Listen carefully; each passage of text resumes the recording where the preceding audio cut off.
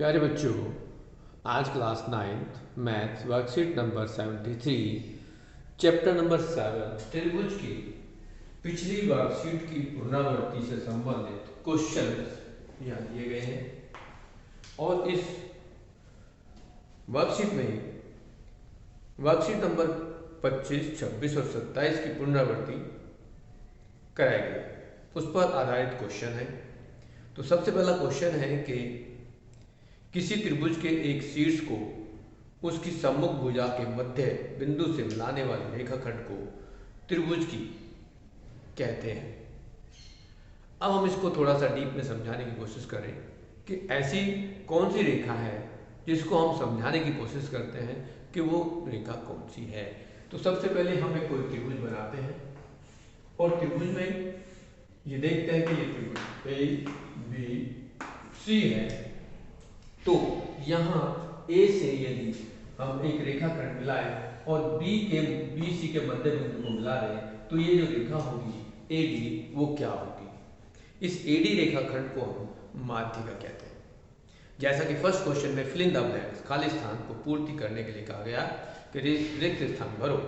तो किसी त्रिभुज के एक शीर्ष को उसकी सम्मुख भुजा के मध्य बिंदु से मिलाने वाले रेखाखंड को त्रिभुज की माध्यिका कहते हैं।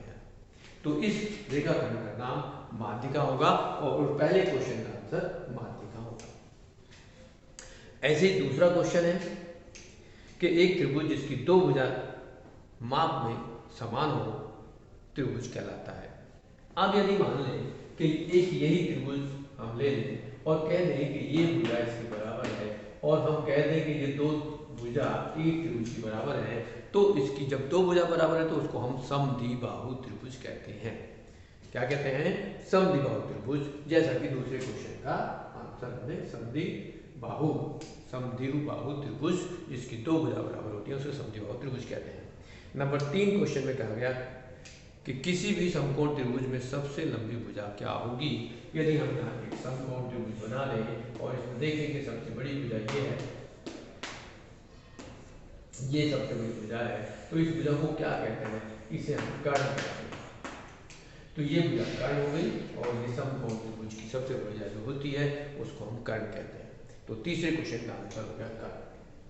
क्वेश्चन नंबर 4 में कहा है समबाहु त्रिभुज का प्रत्येक कोण क्या होगा। समबाहु त्रिभुज ऐसा त्रिभुज जिसकी सारी भुजा बराबर हो उसको हम समबाहु त्रिभुज कहते हैं। और समबाहु त्रिभुज के जब तीनों भुजा बराबर हैं तो उसके तीनों कोण भी बराबर होते हैं। हम ये कहेंगे कि ये तीनों कोण आपस में 60 डिग्री के होंगे और इस तरह से प्रत्येक कोण 60 डिग्री का होगा। क्वेश्चन नंबर 4 का फिल इन द ब्लैंक्स में 60 डिग्री आंसर होगा।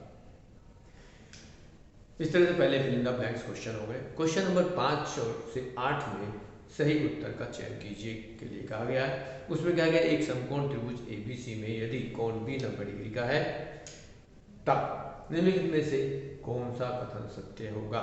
तो अब यदि हमारे पास समकोण त्रिभुज देखें कि ए बी सी एक समकोण त्रिभुज है तो इसमें समकोण त्रिभुज में ये बी 90 डिग्री का है तो इसमें आपस में संबंधित जो भुजा होती है उनमें आपस में क्या संबंध होता है ये हमें देखना है। यहाँ हम देखेंगे कि ये ए बी भुजा लंब है तो ए बी का वर्ग प्लस बी सी का वर्ग बराबर कर्ण का वर्ग। हम कहेंगे यहाँ ये भी कह सकते हैं लंब का वर्ग प्लस आधार का वर्ग और बराबर कर्ण का वर्ग।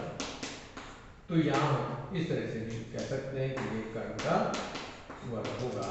तो ये हमारे पास तीनों भुजा आपस में संबंधित होती है, उसको कहते हैं पाइथागोरस प्रमेय के अनुसार इसका जो कथन है वो बी भाग ए सी स्क्वायर बराबर A B square plus B C square होगा।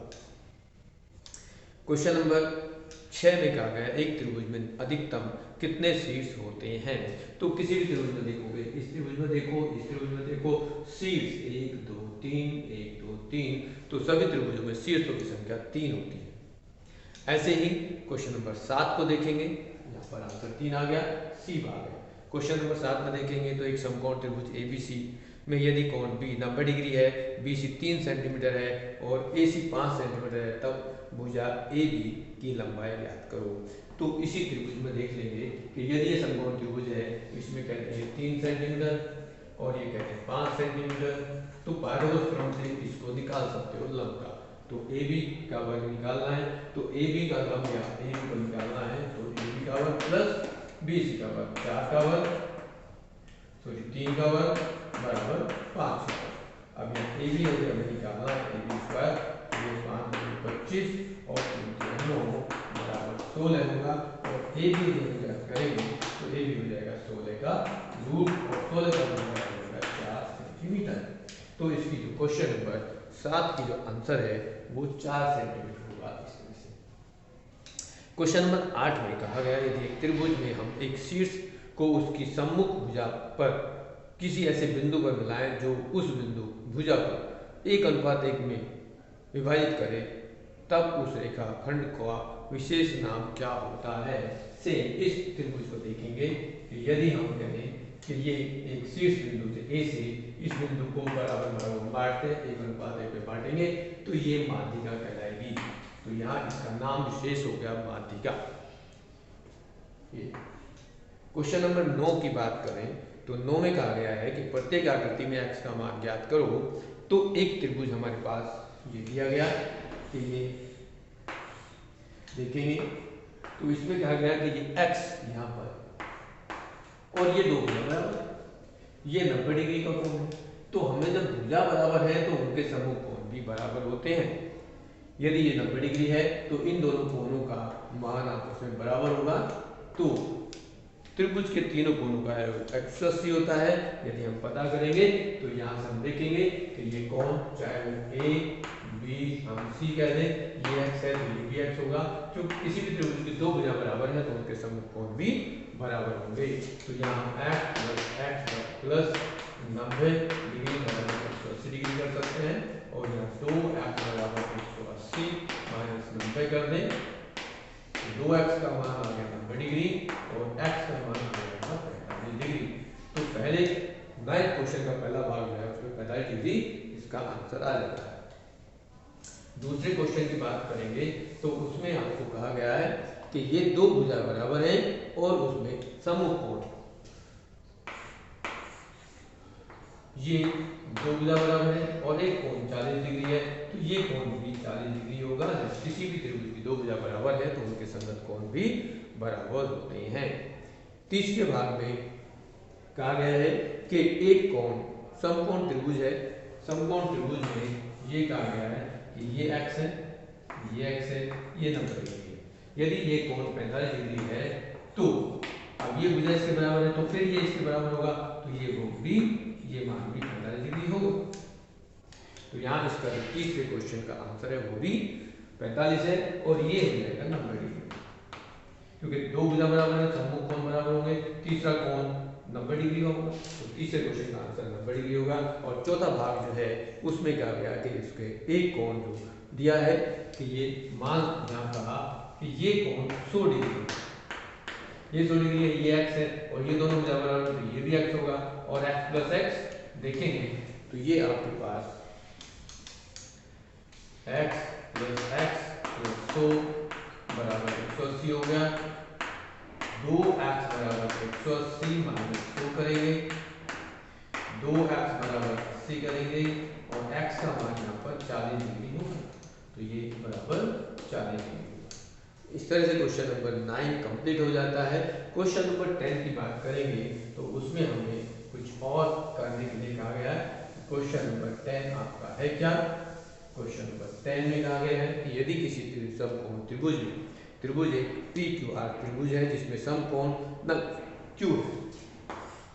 क्वेश्चन नंबर 10, तो यहाँ हम ले लेते हैं कि ये Q है, ये P है और ये R हम कह देते हैं। PQR एक त्रिभुज ले लेते हैं और Q पर समकोण बना हुआ है। उसमें क्या है, PQ 35 सेंटीमीटर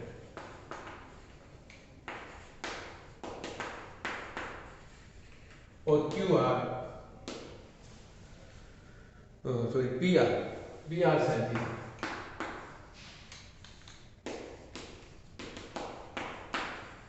उसने कहा QR, तो QR का स्क्वायर प्लस PQ का स्क्वायर बराबर PR का स्क्वायर होगा।